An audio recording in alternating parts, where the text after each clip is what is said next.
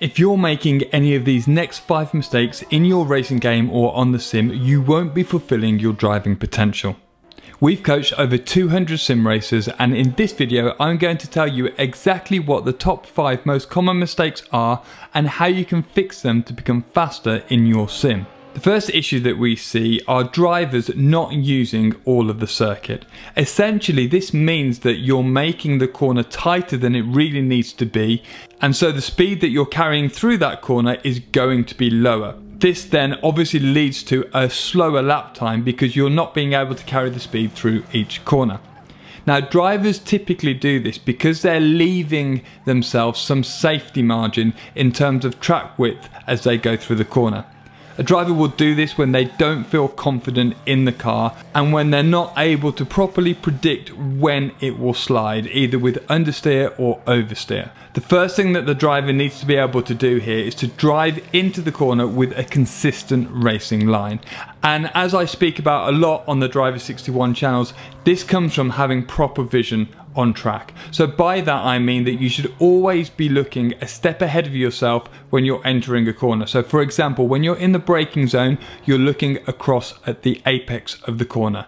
When you're just about to turn in, you're still looking at the apex and sometimes glancing towards the exit of the corner. You want to be scanning back and forth through the corner so that you understand the position of the car and how quickly you're approaching it. This will then put you on a very consistent racing line, which means that you can then push the limits in a much more refined way. And so you'll be able to use confidently a lot more of the track without the risk of going onto the grass or running wide. The second most common mistake is that we see drivers just trying to get on the throttle way too early. Drivers think that they need to be on the brake or on the throttle all the time, and this simply isn't the case. The issue is that drivers are just impatient to try and get out the corner, but what it actually means when you're getting on the throttle too early is that you've slowed the car down too much. If you're able to get on the throttle hard a long way before the apex of the corner, you've not carried enough speed into the corner. Getting on the throttle of the car means that more of the car's weight is moved to the rear as you accelerate, which will trigger understeer in the car. This means that the car's platform is not well balanced and you're actually lowering the limit of grip. Again, as with the previous point, this can come down to having poor vision. If you're not looking at the exit of the corner just before you get on the accelerator pedal, you can't judge how hard and when to get back on the throttle. So if you're having a problem where you are getting on the throttle too early and running out of road on the exit of the corner, try and shift your vision a couple of steps forward so that you know where that corner exit is when you get on the throttle. The other thing to note here is that there is a lot more space in the middle of the corner between when you finish your trail braking and when you initially pick up the accelerator pedal. We're not always on the brakes or on the throttle. There can be some space during the middle of the corner, so bear this in mind next time you're on track. The third biggest mistake that we see is a driver not compromising depending on the sequence of corners or the corner type. So by this I mean a driver might go into a chicane very quickly for the first part of the chicane, but that will compromise their exit as they come through the second part. As drivers, you've got to find the perfect balance through a sequence of corners such as a chicane, and it may be that you have to take a little bit more speed at the first part of the sequence of corners so that you're in a better position to straight line the exit and improve your exit as you come out of the corner. Along the same lines of this is when drivers don't think about the type of corner that they're going through. So for example, if you have a hairpin bend with a really long straight after it, you're going to want to slow the car down a little bit more mid-corner so that the car can get turned and you can get back on the accelerator as soon as possible.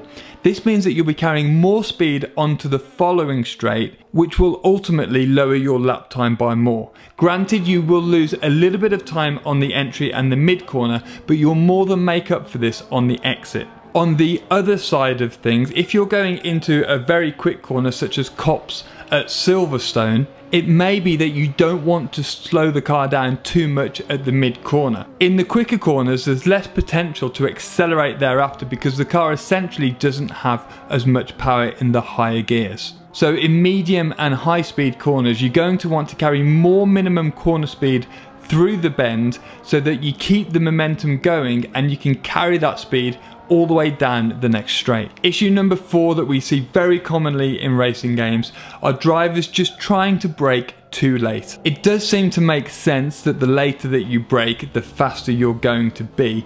But when a driver brakes too late, it means that the dynamics of the car and the platform of the car is not quite right as you're entering the corner. This leads to the driver actually lowering the amount of grip that the car has, and so they can't carry the ultimate amount of speed. When you're thinking about this, you need to think about the weight transfer of the car.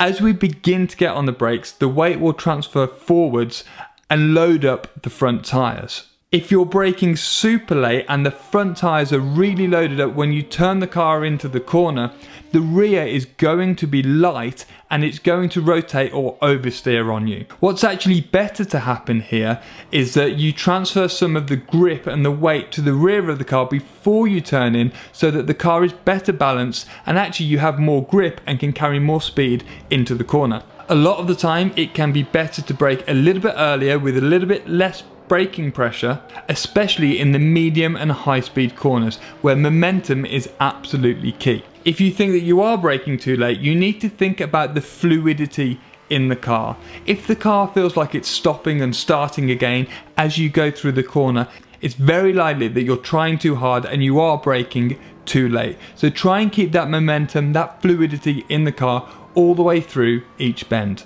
The next biggest issue that we see is overly ambitious overtaking. I'm sure you've all experienced this, and it can end your race very quickly or get you a penalty, not to mention the potential of taking other people out, which we never want to do. The biggest issue here is that people are just impatient to overtake. The truth of the matter is that it is hard to overtake, especially if you're racing against people who are close to your pace. Sometimes you just need to accept that it will take a number of laps to get an opportunity to overtake.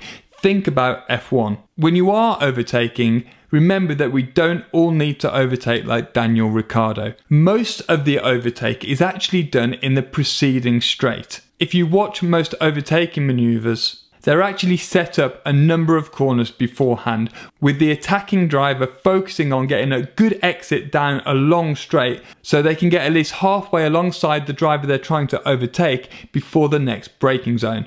This way your move is already mostly done. If you are sat behind a driver of a similar pace and you want to overtake them, sit there and try and learn as much as you can about where you're faster and where you could potentially overtake. And remember, a lunge is only really acceptable if really necessary on the last few laps of a race. If you enjoyed this video, check out this short playlist that I've put together to make you faster in your racing game or on the sim. There's a whole load of information there that will really help you get on the pace. If you're looking for a bit of entertainment, check out this video where I react as a professional driver to sim racing incidents. Thanks very much, and I'll see you next time.